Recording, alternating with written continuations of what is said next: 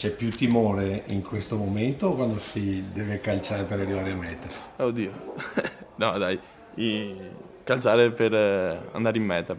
E in fondo anche donare sangue come andare in meta, almeno per il rugby paese che ha risposto alla proposta dell'Avis Trevigiano. Allo stesso periodo dello scorso anno lamentavamo un calo delle donazioni del 2,6%, a oggi, ironia della sorte, diciamo ci riscontriamo praticamente un aumento proprio del 2,6%, quindi stiamo ritornando ai livelli di pre-pandemia. L'obiettivo dell'Avis è avvicinare sempre più i giovani alla donazione. Mediamente la fascia più presente è quella dai 35 ai 40 anni.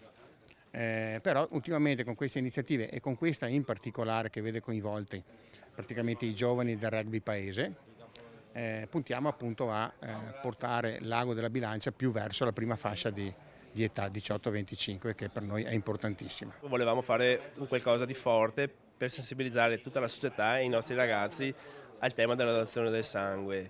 L'abbiamo fatto volentieri e vedo che i ragazzi hanno aderito con molto piacere, quindi riteniamo sia importante donare e vogliamo farlo qui nel nostro territorio. Possiamo dire che donare il sangue tutti insieme è come fare mischia e arrivare in meta? Ma sicuramente c'è un'affinità fra lo sport e la donazione del sangue. Il rugby in particolare spiega certi valori e sono quelli dello stare assieme, dell'aiutarsi uno con l'altro, e donare sangue è molto vicino a questi valori sicuramente.